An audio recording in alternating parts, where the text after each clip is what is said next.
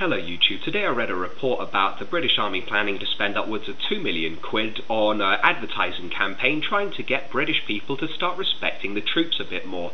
I think that this would be a lot easier if we hadn't sent the troops to Afghanistan and Iraq and, well, allowed them to commit acts of torture, mass murder and the same kind of abuses that the Americans have committed, only we have a lot less planes and men to do them with.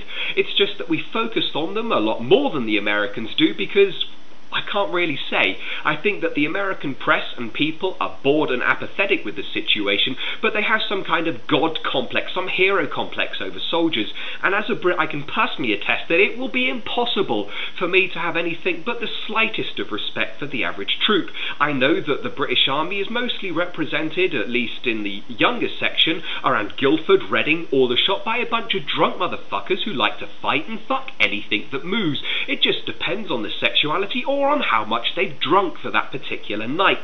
I cannot respect a man who has had a fight in a kebab shop. I cannot respect a man whom I have seen drink vomit, urine, eat a load of boot polish on a bet, or done similar stupid things and have become almost a legend in his regiment. I don't care if he's done silly things or if he's done brave things. If he's won the Victoria Cross, then he's probably killed a lot of people and he had no fucking business doing so.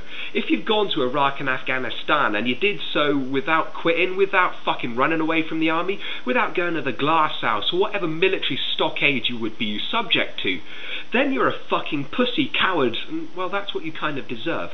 You went to go and do the same kind of shit that we went to war with the Nazis over. The logical disconnect. We all saw Full Metal Jacket, had a laugh at the chick who goes, "Army, love you long time." We all had a at the bit in Hamburger Hill where the guy's heads get blown off by an M60. But it is fucking ridiculous to assume that you'll be doing anything noble if you've read anything about the British Army, for fuck's sake, about the Canadian Army. We're a bunch of fucking lapdog shit ticks for the Americans, and they throw us pebbles or ask us to do the dangerous stuff, and occasionally they kill us because their army are made up of a bunch of jocks and idiots and morons who want to fire a fucking gun rather than identify a plainly marked British or Canadian vehicle. I don't want to ally ourselves with the Yanks. Winston Churchill's role in his grave. The linchpin in between Europe and America. Fuck that. We're America's ass kisser and we're Europe's piece of shit. God, I want to stop being the bloody social pariah of the bloody planet. The Yanks don't give a crap about us. They won't support us in a big war. They already ignore our markets and have been fined massively by the European Union. Their companies are trying to get away with monopolies in our fucking continent, and they won't even allow the market to start from Europe in their continent.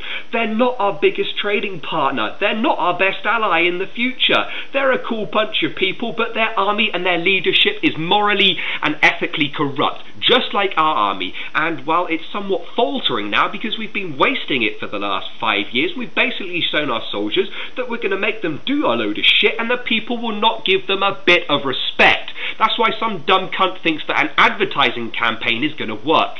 Okay, it worked on the Americans, but you ain't going to get us to start making fucking oaths to the flag or the Queen. You're not going to get us to start bending down for some fucking worthless piece of cloth that has been lauded in front of us before. We understand World War II, but we also understand that it was you bunch of rich cunts that started it in the first place. I'm talking about the leadership, of course.